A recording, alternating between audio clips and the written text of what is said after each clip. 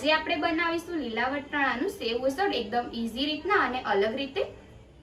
લીલા વટાણાનું સેવ ઉસળ બનાવવા માટે આપણે એક કડાઈમાં 2 પરી તેલ એડ કરેલું છે અને થોડું આપણે જીરું એડ કરી દઈશું। સાથે આપણે મેં અહીંયા એક મોટી ઝીણી સમારેલી ડુંગળી લીધેલી છે, એ આપણે એડ કરી દઈશું।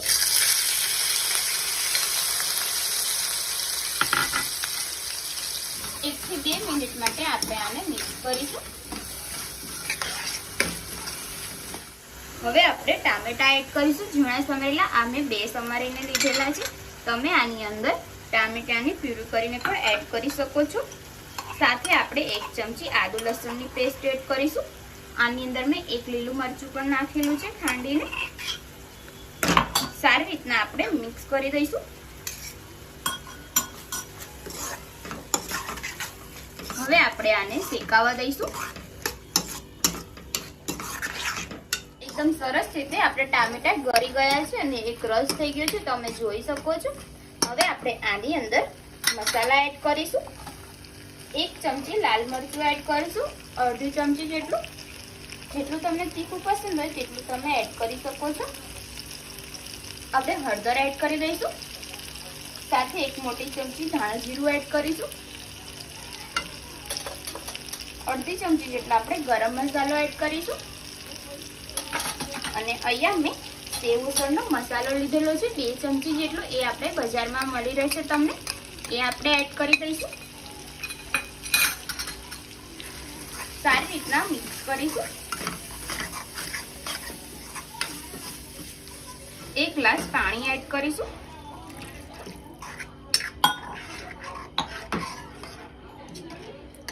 થોડી વાર આપણે આને ઉકળવા દઈશું। આપણે જે 1 ગ્લાસ પાણી નાખ્યું છે એથી આપણે ઉકળવા દઈશું 2 થી 3 મિનિટ માટે, ત્યાં સુધી આપણે તરી બનાવી લઈશું। એના માટે આપણે આ લસણ લીધેલું છે ફોલેલું અને આદુ લીધેલું છે ઝીણા કટકા કરીને થોડું, એ આપણે ખાંડી લઈશું। આદુ લસણ બંને આપણે ખાંડી લઈશું। આપણે આ સરસ લસણ ખાંડી નાખેલું છે। હવે આપણે એની અંદર લાલ મરચું એડ કરીશું। હું અહીંયા 2 ચમચી જેટલું લાલ મરચું એડ કરું છું। સાથે આપણે 1 ચમચી ધાણા જીરું એડ કરીશું અને ફરીથી આપણે એકવાર ખાંડી લઈશું। એકદમ સરસ રીતે ઉકળી રહ્યું છે આપણું જે આપણે આ ડુંગળી ને ટામેટા નાખ્યા છે તે। હવે આપણે એની અંદર વટાણા એડ કરીશું બાફેલા। આમે 1 વાટકી વટાણા બાફીને લીધેલા છે। સાથે આપણે ખાટો મીઠો ટેસ્ટ આવે એના માટે આંબલીનું પાણી એડ કરીશું, તમે લીંબુ પણ નાખી શકો છો। સાથે આપણે આની અંદર રસો થોડો જાડો થાય એના માટે મેં અહીંયા બટેકા લીધેલા છે 2 જેટલા બાફીને, એ આપણે ભૂકો કરીને એડ કરીશું। તમારે જેટલો રસો રાખવો હોય તેટલો તમે રાખી શકો છો આની અંદર। બટાકાનો આપણે સરસ ભૂકો કરી દીધો છે અને આપણે સ્વાદ અનુસાર મીઠું એડ કરી દીધેલું છે। સારી રીતના આપણે મિક્સ કરી દઈશું। થોડા બટેકાને આવી રીતના થોડું હાથથી પ્રેસ કરીશું ચમચાની મદદથી, જેથી આપણો રસો એકદમ સરસ થાય।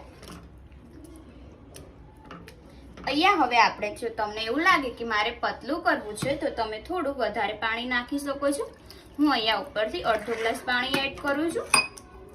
હવે આપણે આને 2 થી 3 મિનિટ માટે ફરીથી ઉકળવા દઈશું સારી રીતના।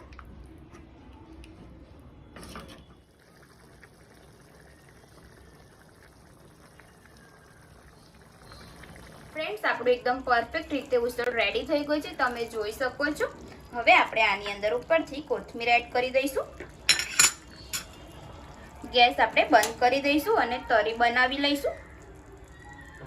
હવે આપણે તરી બનાવવાની છે। જે મેં લસણ ખાંડેલું છે તે લીધેલું છે, એને આપણે આ કડાઈમાં મેં તેલ ગરમ કરવા મૂકેલું છે 1 પરી જેટલું, આપણે લસણ એડ કરી દઈશું ખાંડેલું।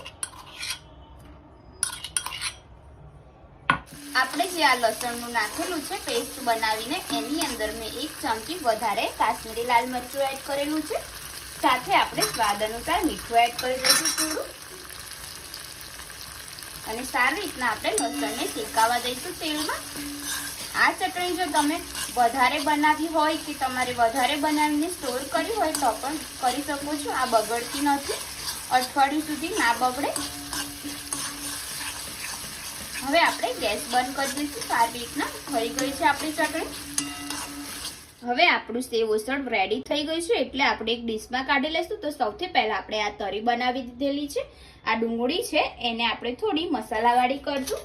એની માટે આપણે થોડું લાલ મરચું એડ કરીશું, સાથે આપણે ધાણા જીરું એડ કરીશું અને થોડું આપણે મીઠું એડ કરેલું છે મેં આની અંદર.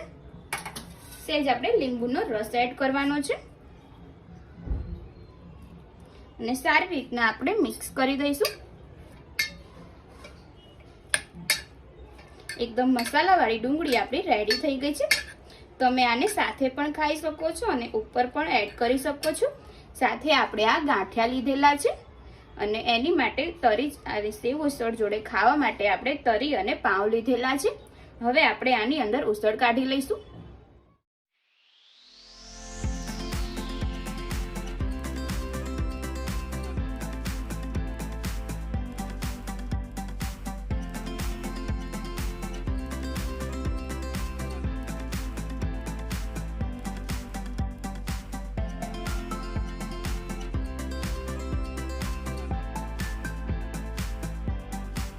ફ્રેન્ડ્સ, આપણું એકદમ ટેસ્ટી સેવ ઉસળ રેડી થઈ ગયું છે. તમે જોઈ શકો છો એકદમ સરસ બન્યું છે અને ઇઝી રીતે આપણે બનાવ્યું છે. જો તમને મારી રેસીપી પસંદ આવી હોય તો ઘરે તમે જરૂરથી બનાવજો અને મારી ચેનલને સબસ્ક્રાઇબ કરવાનું ના ભૂલતા. તો ચાલો મળીએ આપણે એક આવા જ નવા વિડીયો સાથે. જય માતાજી, જય શ્રી કૃષ્ણ.